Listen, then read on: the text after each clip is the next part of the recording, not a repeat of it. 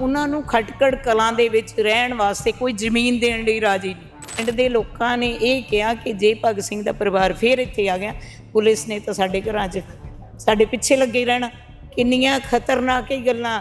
ਉਹਨਾਂ ਦੇ ਬੁੱਤਾਂ 'ਤੇ ਤਾਂ ਹਾਰ ਸਾਰੇ ਚੜ੍ਹਾਉਂਦੇ ਆ, ਲੇਕਿਨ ਜਦੋਂ ਉਹਨਾਂ ਦੀ ਸੋਚ 'ਤੇ ਪਹਿਰਾ ਸਾਰੇ ਬੋਲਦੇ ਆ, ਲੇਕਿਨ ਜਦੋਂ ਪਹਿਰਾ ਦੇਣ ਦੀ ਵਾਰੀ ਆਉਂਦੀ ਤਾਂ ਸਾਰੇ ਜ਼ਮੀਨਾਂ ਉਹਨਾਂ ਦੀਆਂ ਉਸ ਸਰਕਾਰ ਨੇ ਐਕਵਾਇਰ ਕਰ ਲਈਆਂ।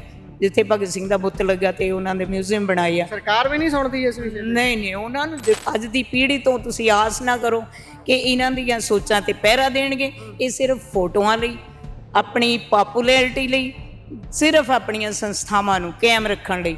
ਪੈਸਾ ਇਕੱਠਾ ਕਿੱਦਾਂ ਕਰਨਾ, ਵੋਟਾਂ ਕਿੱਦਾਂ ਇਕੱਠੀਆਂ ਕਰਨੇ। ਪੰਜਾਬ ਨੂੰ ਜਿੰਨਾ ਇਹ ਤਬਾਹ ਕਰੂਗੇ ਉਨਾ ਇਹ ਅੱਗੇ ਵਧੂਗਾ, ਕਿਉਂਕਿ ਪੰਜਾਬ ਵਸਦਾ ਗੁਰਾਂ ਦੇ ਨਾਲ। ਗੁਰੂ ਨਾਨਕ ਦੇਵ ਜੀ ਪਹਿਲੇ ਨੇਤਾ ਹੋਏ ਆ ਕਿਰਤੀਆਂ ਦੇ। ਕਿਰਤ ਕਰਨੀ, ਨਾਮ ਜਪਣਾ, ਵੰਡ ਛਕਣਾ। ਡਾਕਟਰ ਲਾਮਾ ਇਕਬਾਲ ਲਿਖਦੇ ਆ, ਇਸ ਦੌਰ में सारी दुनिया ले इस दौर में एक तर्ज हुकूमत है जहाँ इंसानों को गिना जाता है तोला नहीं जाता। ਸੋ ਮੇਰੇ ਨਾਲ retired veterinary pharmacist Pritpal Singh Pathlawa ਮੂਰਾਂ ਵਾਲੀ ਮੌਜੂਦ ਨੇ। ਉਹਨਾਂ ਦੇ ਨਾਲ ਗੱਲਬਾਤ ਕਰਦੇ ਹਾਂ ਕਿਉਂਕਿ ਵੰਡ ਦੇ ਉੱਪਰ ਬੋਲਣਾ ਚਾਹੁੰਦੇ ਨੇ ਕੁਝ ਸ਼ਬਦ। ਉਹਨਾਂ ਦੇ ਨਾਲ ਸਾਂਝ ਪਾਉਂਦੇ ਹਾਂ। ਸਭ ਤੋਂ ਪਹਿਲਾਂ ਬਹੁਤ-ਬਹੁਤ ਸਵਾਗਤ ਹੈ ਜੀ ਤੁਹਾਡਾ। ਹਾਂਜੀ, ਮੇਰਾ ਜਨਮ 2 ਜਨਵਰੀ 1942 ਦਾ ਤਲਾਗੰਗ ਜ਼ਿਲ੍ਹਾ ਕੈਮਲ। ਠੀਕ ਹੈ ਜੀ। ਤੇ ਮੈਂ 4-5 ਸਾਲ ਦਾ ਸੀ ਜਦੋਂ ਡਿਵੀਜ਼ਨ ਹੋਈ ਆ। ਬੜਾ ਦੁਖਾਂਤ ਸੀ ਪੰਜਾਬ ਲਈ। ਪੰਜਾਬ ਲਈ ਹਰ ਵੇਲੇ ਦੁਖਾਂਤ ਆ, ਪਰ ਪੰਜਾਬ ਵੱਸਦਾ ਗੁਰਾਂ ਦੇ ਨਾਂ ਤੇ। ਠੀਕ ਆ ਨਾ। ਇਸ ਕਰਕੇ ਜੋ ਕੁਝ ਵੀ ਜੋ ਇਹਨਾਂ ਨੇ ਕੀਤਾ ਗਦਰੀ ਬਾਬਿਆਂ ਨੇ, ਅੱਜ ਸਾਨੂੰ ਸਨਮਾਨਿਤ ਕੀਤਾ ਗਿਆ ਇੱਥੇ, ਕਿਉਂਕਿ ਸਾਡਾ ਪਿੰਡ ਜਿਹੜਾ ਬਬਰੀ ਬਾਬਿਆਂ ਦੀ ਪਨਾਹਗਾਹ ਸੀ, ਕਾਲੀ ਵਾਲਾ ਸੂ ਭਾਈ ਸ਼ਾਂਗਤ ਸਿੰਘ ਦਾ। ਸੋ ਜੋ ਮੁੰਡਾ ਬੋਲਦਾ ਸੀ, ਜੋ ਕੁਛ ਵੀ ਬੋਲਦਾ ਸੀ, ਉਹਨੂੰ ਦੇਖ ਕੇ ਮੈਨੂੰ ਯਾਦ ਆ ਗਿਆ। ਮੈਂ ਭਾਵੁਕ ਹਾਂ ਕਿਉਂਕਿ ਸਾਨੂੰ ਮਤ ਕਰਕੇ ਹਟਿਆ ਹੁਣੇ। ਸੋ ਮੈਂ 2 ਸ਼ਬਦ ਬੋਲਦੇ ਆ। ਅਸੀਂ ਹੁਣੇ ਇੰਟਰਵਿਊ ਕਰ ਰਹੇ ਸੀ, ਬਾਪੂ ਜੀ ਹੁਣੀ ਕੋਲ ਖੜੇ ਸੁਣ ਰਹੇ ਸੀ। ਉਹਦੇ ਚ ਕਹਿ ਰਹੇ ਨੇ ਕਿ ਮੁੰਡਾ ਜਿਹੜਾ ਪਹਿਲਾਂ ਬੋਲ ਰਿਹਾ ਸੀ, ਤੁਸੀਂ ਇਸ ਤੋਂ ਪਿਛਲੀ ਇੰਟਰਵਿਊ ਜਦੋਂ ਦੇਖੋਗੇ ਉਸ ਦੇ ਵਿੱਚ ਅਸੀਂ ਗੱਲ ਕਰ ਰਹੇ ਸੀ ਉਸ ਨਸਲਕੁਸ਼ੀ ਦੀ। ਜਦੋਂ ਵੰਡ ਹੋਈ, 2 ਦੇਸ਼ ਬਣਾ ਦਿੱਤੇ ਗਏ, ਇੱਕ ਮੁਲਕ ਨੂੰ ਗੱਭਿਓਂ ਪਾੜ ਦਿੱਤਾ ਗਿਆ, ਇੱਕ ਲੀਕ ਖਿੱਚ ਕੇ, ਉਸ ਤੇ ਗੱਲ ਚੱਲ ਰਹੀ ਸੀ। ਤਾਂ ਹੀ ਬਾਪੂ ਜੀ ਹੁਣੀ ਕਹਿ ਰਹੇ ਨੇ ਕਿ ਮੈਂ ਭਾਵੁਕ ਵੀ ਹਾਂ। ਹੁਣ ਬਾਪੂ ਜੀ ਅੱਗੇ ਗੱਲ ਕਰ ਸਕਦੇ ਹੋ। ਮਰ ਕੇ ਮਰਦੇ ਲੋਕ ਅਨੇਕਾਂ, ਮਰ ਕੇ ਜੀਂਦਾ ਟਾਮਾ। ਆਪਣੇ ਵਤਨ ਨਾਲ ਲਿਖ, ਆਪਣੇ ਲਹੂ ਨਾਲ ਲਿਖ ਚੱਲੇ ਆ ਲਹੂਆਂ ਦਾ ਸ਼ਿਕਮਾ। ਆਪਣੇ ਲਹੂ ਨਾਲ ਲਿਖ ਚੱਲੇ ਆ ਮੁਲਕਾਂ ਦਾ ਸਰਨਾਮਾ। ਸੋ ਜੋ ਪੰਜਾਬ ਨਾਲ ਹੋਇਆ ਹੁਣ ਵੀ ਹੋ ਰਿਹਾ ਆ। ਤੁਸੀਂ ਮਹਿਸੂਸ ਨਹੀਂ ਕਰਨਾ। ਪੰਜਾਬ ਨੂੰ ਜਿੰਨਾ ਇਹ ਤਬਾਹ ਕਰੂਗੇ ਉਨਾ ਇਹ ਅੱਗੇ ਵਧੂਗਾ, ਕਿਉਂਕਿ ਪੰਜਾਬ ਵਸਦਾ ਗੁਰਾਂ ਦੇ ਨਾਲ ਤੇ।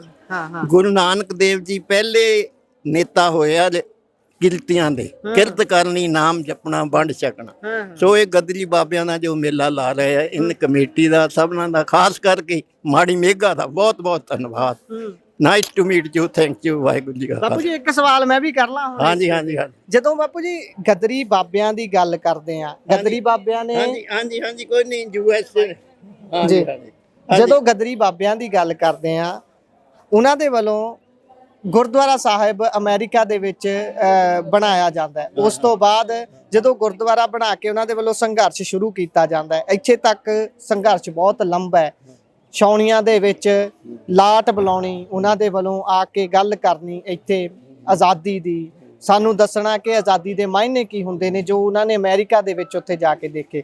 ਜਦੋਂ ਇਹ ਸਾਰਾ ਤੁਸੀਂ ਦੇਖਦੇ ਹੋ, ਤੁਹਾਨੂੰ ਕੀ ਲੱਗਦਾ ਅੱਜ ਦੇ ਸਮੇਂ ਦੇ ਯੂਥ ਦੇ ਵਿੱਚ ਉਹ ਚਿਣ ਗਏ? ਸਾਡੇ ਵਰਗੇ ਨੌਜਵਾਨਾਂ ਨੂੰ ਜਦੋਂ ਤੁਸੀਂ ਦੇਖਦੇ ਆ, ਹੋਰ ਯੂਥ ਨੂੰ ਦੇਖਦੇ ਆ, ਕੀ ਤੁਹਾਨੂੰ ਲੱਗਦਾ ਕਿ ਅੱਜ ਵਾਲੇ ਯੁੱਗ ਦਾ ਜਿਹੜਾ ਪੁਰਸ਼ ਹੈ, ਬੱਚੇ ਨੇ ਅੱਗੇ ਆ ਰਹੇ ਨੇ, ਉਹਨਾਂ 'ਚ ਲਾਟ ਹੈਗੀ ਆ ਕਿ ਹੁਣ ਉਹ ਲਾਟ ਮੱਧਮ ਪੈ ਚੁੱਕੀ ਹੈ, ਉਹ ਹੁਣ ਗੱਲ ਨਹੀਂ ਹੈ? Are you talking about Wisconsin?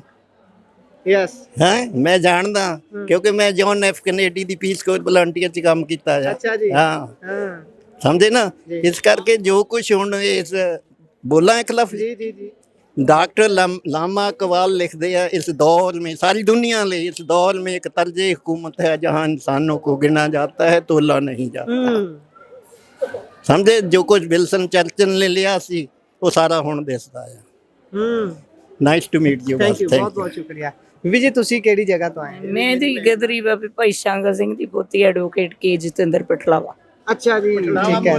ਪਟਲਾਵਾ ਮੋਰਾ ਵਾਲੀ ਤੋਂ ਆਏ ਹੋ ਤੁਸੀਂ। ਤੇ ਤੁਸੀਂ ਕੀ ਕਹਿਣਾ ਚਾਹੋਗੇ ਜਦੋਂ ਗੱਲ ਕਰਦੇ ਆ ਗਦਰੀ ਬਾਬਿਆਂ ਦੀ, ਜਿੱਦਾਂ ਮੈਂ ਬਾਪੂ ਜੀ ਤੋਂ ਸਵਾਲ ਕਰ ਰਿਹਾ ਸੀ ਕਿ ਅੱਜ ਦੇ ਯੂਥ ਦੇ ਵਿੱਚ ਕੀ ਤੁਸੀਂ ਉਹ ਚਿਣਗ ਦੇਖਦੇ ਹੋ, ਉਹ ਅੱਗ ਦੇਖਦੇ ਹੋ ਜਿਹੜੀ ਉਸ ਸਮੇਂ ਗਦਰੀ ਬਾਬਿਆਂ ਦੇ ਵਿੱਚ ਸੀ? ਜਦੋਂ ਆਪਾਂ ਕਰਤਾਰ ਸਿੰਘ ਸਰਾਭਾ ਹੋਣਾ ਦੀ ਗੱਲ ਕਰਦੇ ਆ, ਇੱਕ ਛੋਟੀ ਜੀ ਉਮਰ ਦੇ ਵਿੱਚ ਇੰਨਾ ਕੁਝ ਕਰ ਜਾਣਾ, ਜਹਾਜ਼ ਚਲਾਉਣਾ ਸਿੱਖ ਲਿਆ, ਪ੍ਰਕਾਸ਼ਨ ਕਰ ਦੇਣਾ ਅਖਬਾਰ ਦਾ, ਉਸ ਨੂੰ ਸਾਈਕਲ ਤੇ ਦੂਰ ਦੂਰ ਵੰਡਣ ਲਈ ਜਾਣਾ, ਫਿਰ ਉਸ ਤੋਂ ਬਾਅਦ ਉਸ ਤੋਂ ਵੀ ਅੱਗੇ ਵੱਧ ਕੇ ਹਥਿਆਰਾਂ ਨੂੰ ਲੈ ਕੇ ਜਿਸ ਤਰੀਕੇ ਦੇ ਨਾਲ ਉਹਨਾਂ ਦਾ ਕੰਮ ਹੈ ਬਹੁਤ ਲੰਬਾ, ਉਹਨਾਂ ਨੂੰ ਇੱਕ ਤਰੀਕੇ ਦੇ ਨਾਲ ਤੂਫਾਨ ਵਰਗੀ ਰਫ਼ਤਾਰ ਵਾਲਾ ਉਹ ਨੌਜਵਾਨ। ਪਰ ਅੱਜ ਦੇ ਯੂਥ 'ਚ ਤੁਸੀਂ ਇਹ ਅੱਗ ਦੇਖਦੇ ਹੋ?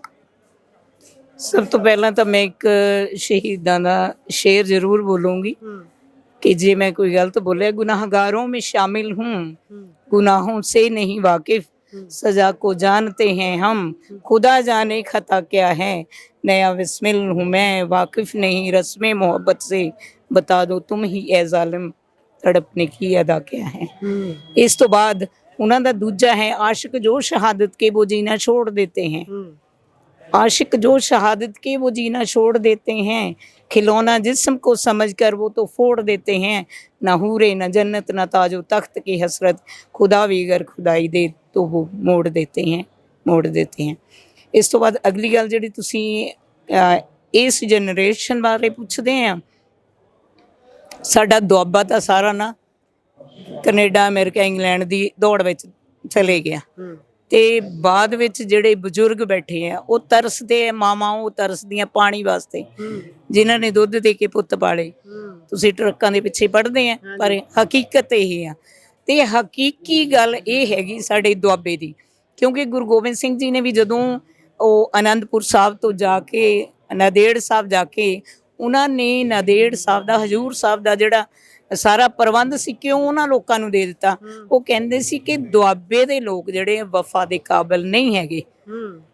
ਤੇ ਉਹ ਇਸ ਗੱਲ ਨੂੰ ਨਾਲ ਉਹਨਾਂ ਨੇ ਇਹ ਵੀ ਕਿਹਾ, ਦੇਖੋ ਹੁਣ ਜੋ ਮਾਹੌਲ ਚੱਲ ਰਿਹਾ ਉਹਦੇ ਵਿੱਚ ਇਹ ਚੱਲਦਾ ਹੈ ਕਿ ਉਹਨਾਂ ਨੇ ਜਿਹੜੀ ਭਾਸ਼ਾ ਵਿੱਚ ਕਿਹਾ ਗੁਰੂ ਸਾਹਿਬ ਨੇ, ਫਾਰਸੀ ਦੇ ਵਿੱਚ ਪਹਿਲਾਂ ਤਾਂ ਕਹਿੰਦੇ ਵੀ ਉਹ ਜਦੋਂ ਵੀ ਕੋਈ ਜ਼ੁਲਮ ਹੋਵੇ ਤਲਵਾਰ ਉਠਾ ਲੈਣੀ ਚਾਹੀਦੀ ਆ।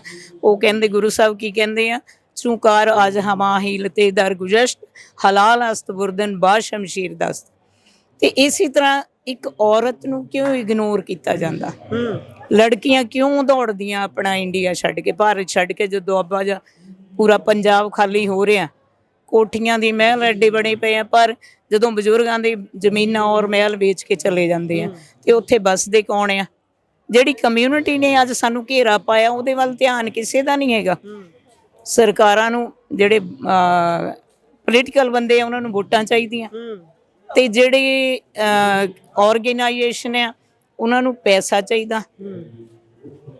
ਪੋਲੀਟੀਕਲ ਬੰਦੇ ਨੋਟ ਤੇ ਵੋਟ, ਉਹਨਾਂ ਦੇ ਸਿਰ ਗਿਣਦੇ ਬਸ। ਉਹਨਾਂ ਨੂੰ ਇਹ, ਉਹਨਾਂ ਨੇ ਤੁਹਾਨੂੰ ਇਹ ਥੋੜ੍ਹੀ ਦੇਖਣਾ ਪਈ ਇਹਦੇ ਵਿੱਚ ਉਹ ਜਜ਼ਬਾ ਹੈ ਜਾਂ ਨਹੀਂ।